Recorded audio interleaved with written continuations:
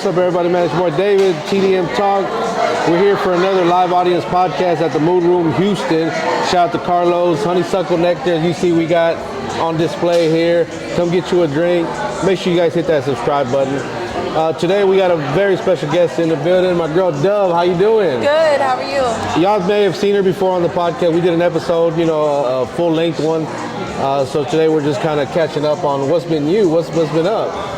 What's been up with you? I've seen you everywhere. You doing a lot. You were on the was it the Voyage Houston? Yes. Yeah, the article on the Voyage. Yeah. Just Canvas Rebel. Canvas Rebel. And it's another magazine. And I forget the name at the moment. But so we've been trying to do more publications, more podcasts, things like that. Because I want to do more brand awareness for Virago Lux, and I think there's more than one way to skin a cat.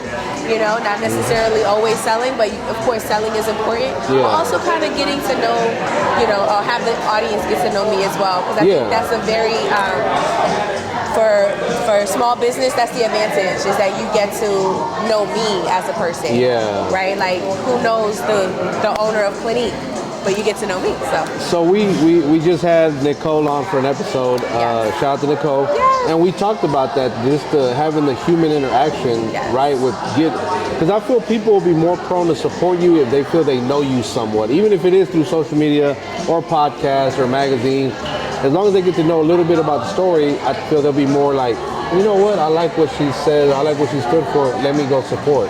Exactly. I think that you can be faceless when it comes to certain businesses, but it is to your advantage when you're a small business to put your face out there. And then, eventually if you want to be faceless, you can be, but I think initially it's to your advantage to be able to say, like, this is the person that is actually making your products or giving you this service. Get to know me a little bit more, and then they buy into you as a person, and then they buy into the company. So yes, I totally agree. And so that was the purpose of trying to do more brand awareness. Yeah, and people don't understand how important bringing awareness to your brand, like you said, brand awareness to your actual brand, what your company is. Like when we started with ThemDamnMexicans, I was kind of like, I didn't want to do this. I didn't want people to know who I was, because I didn't want to go there. Yeah. I just wanted people to know that, but like, I like how you said with certain things. Yeah. So with that was fine, because I wanted to brand the logo. I wanted people, when they saw the logo, they just knew instantly what it was. That's right. So then when they saw me, they're like, oh, I didn't know that was yours. Good, I didn't want that. But in certain cases, you do want people to know. Now that they know who I am, now I can't stay off the damn camera. So talk about what your product. What do we got here? We have some products here? Yeah, so we have our skincare collection and our beard care collection. And so all of these products are handcrafted, artisan handcrafted. I make all of these products, and the business itself is genuinely woman-owned. So I make everything down to I did the artwork for the labels. I put the labels on. We bottle it, seal it. I do and maintain the website. All the things. And so one of the things about me not being able to be faceless is that I am a product of my own product, right? There you go. I'm not only I'm not only the client, I'm the player president, right? Yep. So because I have to show my face and be able to say, like, this is what it's done for me, so I couldn't be faceless. But I say that to say is that these are naturally made, artisan, vegan, 100% organic, made here in Texas, in Houston. They do wonders. You tell me what you know. Yeah, so you guys, I don't know if you saw the video, and I'll post it again so you guys can see it, but I did a video, and I should have done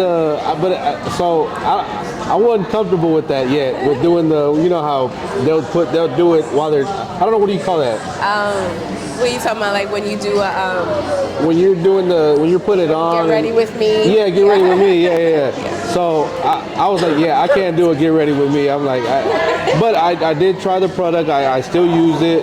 My beard, my barbers keep me in line, but then to give it that extra shine, that extra, that love. I call it love because the first time I tried it, that's what it looked like. It felt, I felt good. I ain't gonna lie. I was like, ooh, like I'm gonna step out. My wife's like, where you think you going?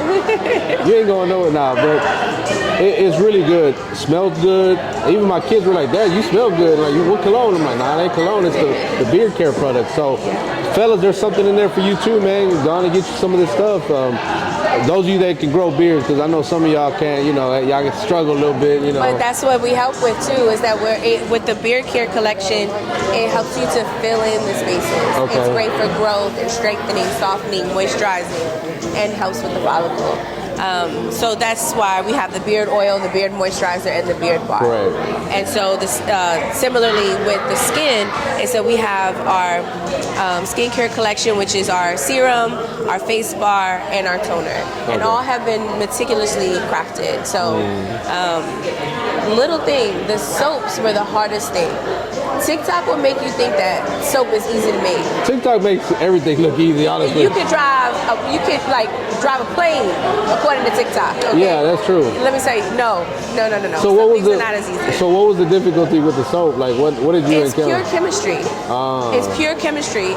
So it really is the wait time, the temperature has to be exact, the ounces and the grams and the ingredients. And I wanted this face bar and the beard bar not to just be a natural soap that smells good, but it had to be purposeful. Yeah. So the face bar has turmeric, aloe vera, aloe, vitamin E. I wanted it to lather really well, so that was important. I wanted it to smell good. That was important. Yeah. I didn't want it to melt right away. So because I wanted it to have those components, I had to keep testing and trial and error. It was a thing. Same thing with the beard bar. It is such a beautiful bar, and I wanted it to look really nice. So I wanted it to smell good, look good, all the things, And so it really does. Like it really smells good.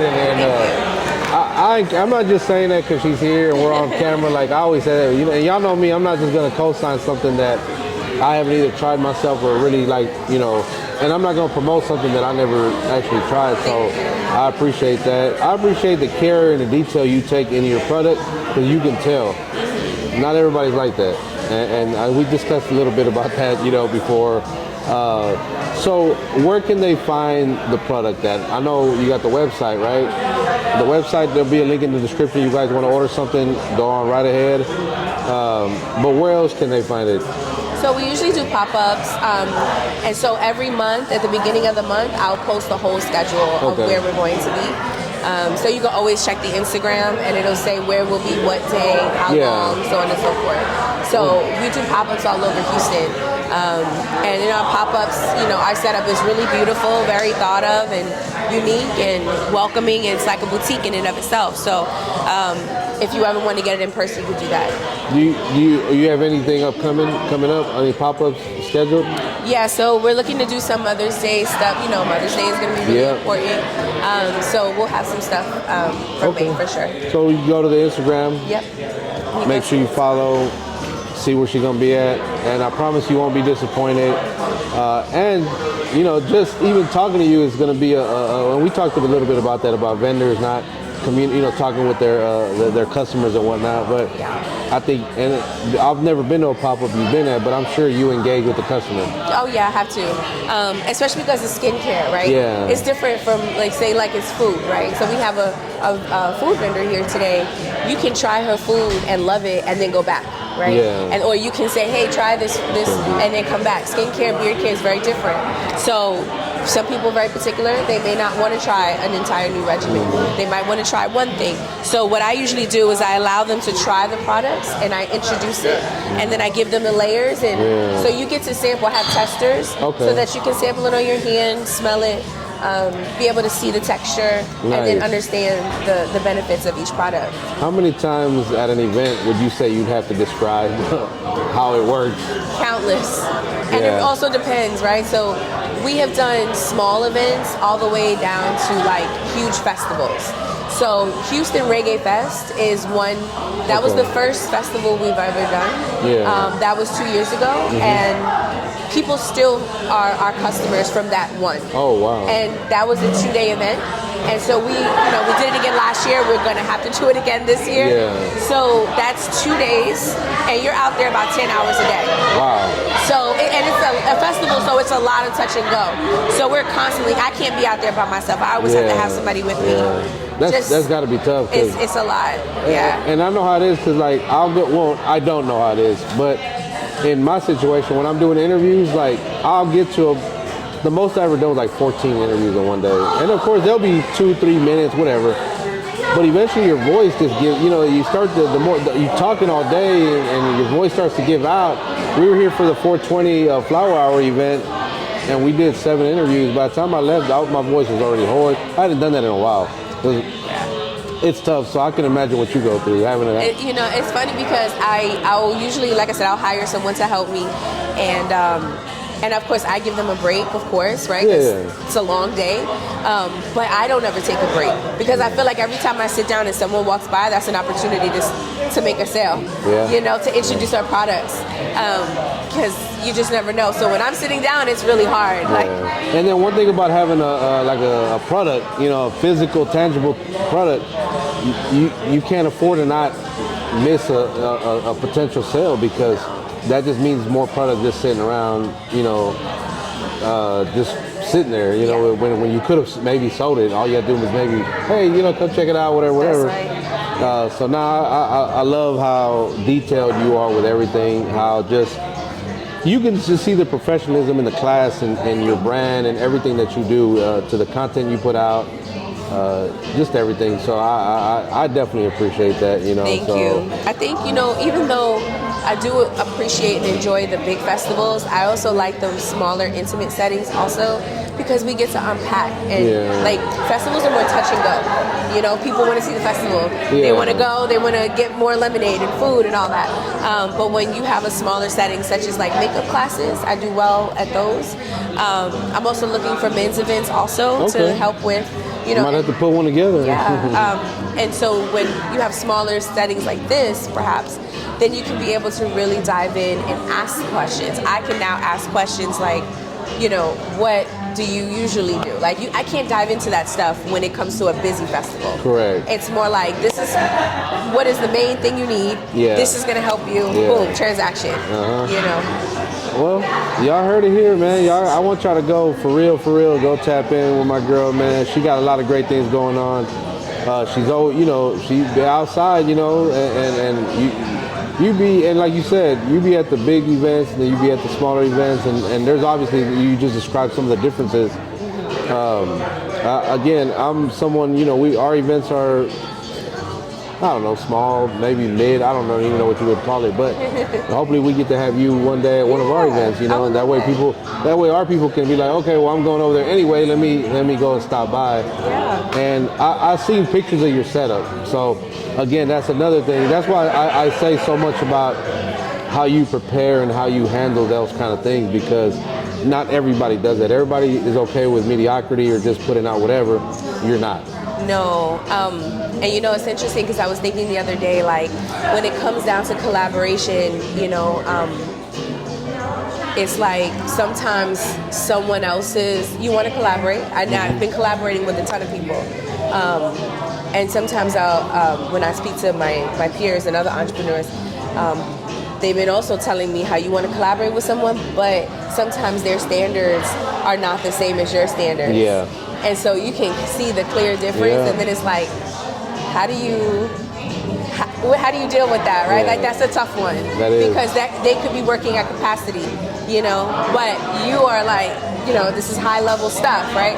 I don't know, how would you deal with something like that? There's levels to this, honestly, and like you said, I tend to look at like every person that wants to collaborate, do something. I tend to see like, okay, can we both benefit without it being a lopsided one way type of thing. And then I kind of go from there. But if it's like where, you're just going to benefit the entire time and I'm going to be busting my ass the whole time and doing everything, I don't want to be a part of that. Because I've had that, like, hey, we want to do an event, with you, but where do we start? I'm like, oh, so basically you want me to do everything. You want me to do all the planning and you just want to kind of collab. And I'm like, I'm okay. I'm good. So that's pretty much, and it's really that simple for me at least. So, I mean, You got any last minute shout outs or anything that you want to say that you didn't get to talk about? Or? Yeah, so Nicole is actually having an event this Sunday. Okay. And it's called Not Just the Woman. And I'm actually a panel speaker on that on Sunday, which is going to be nice. Nicole and I try to find every opportunity to work together all the time. Yeah. So she's just really good with like putting people in the same room, and she's the connector. Yeah. So we'll be talking about that, and Not Just the Woman is more like how, you know, as a woman we are layered, right? Because although I do have, you know, Virago Lux, I also have my full-time role, you know, and then I help, you know, my person with his business as well. So I'm not just a business owner, but I'm so many other things. So I get to talk about that on the panel this Sunday. So I'm looking forward to that. Nice. But so I was going to say, just make sure that, you know, you guys check the Instagram at Virago Lux Skin, and then I'll have everything listed for our May pop-ups as well. We're going to tag the Instagram and the website as we did in the previous episode that we did together. It'll all be in the description. Go in there, check it out, tap in with her. If you didn't see the first one, you guys see this one. Either way, then you maybe go back and really watch the first one we did. That one was really like in depth. It was more. We had a really great conversation. I really appreciated that.